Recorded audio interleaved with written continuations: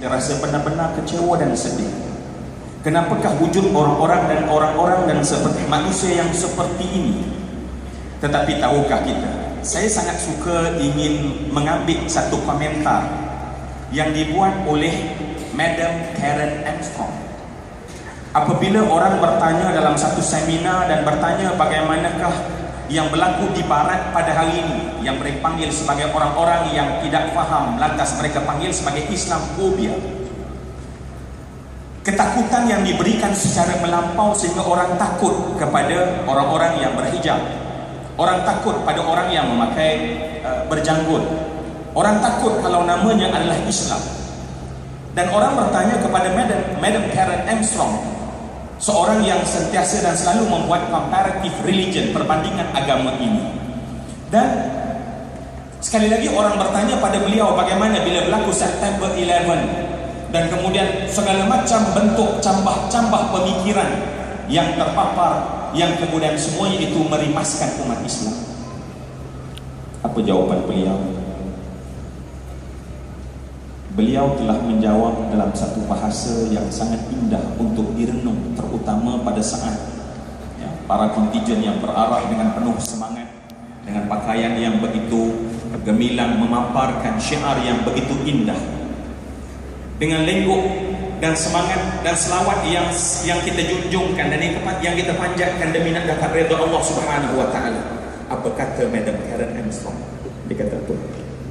Wahai umat Islam, anda kena bersabar, kerana Islam itu ada rahsia tersembunyinya yang tersendiri.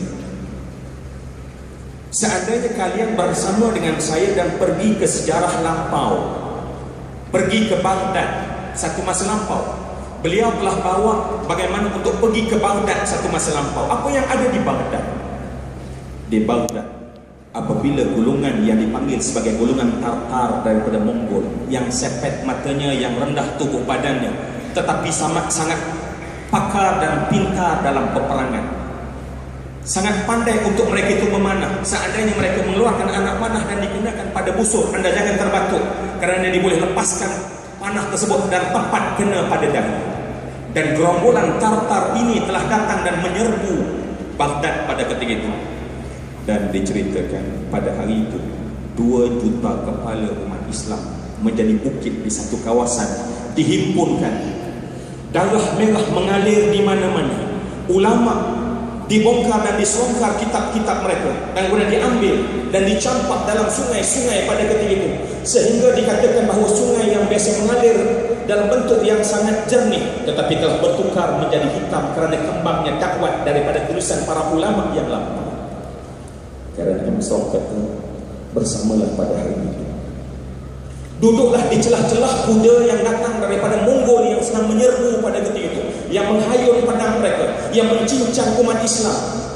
Sehinggalah dikatakan khalifah pada ketika itu dibaringkan dalam karpet dan digulung karpet tersebut, diletakkan di tengah jalan dan diperintahkan tentera untuk berjalan di atas karpet yang telah digulungkan. Pecah tubuh, mengalir darah, patah segala tulang khalifah di dalam itu.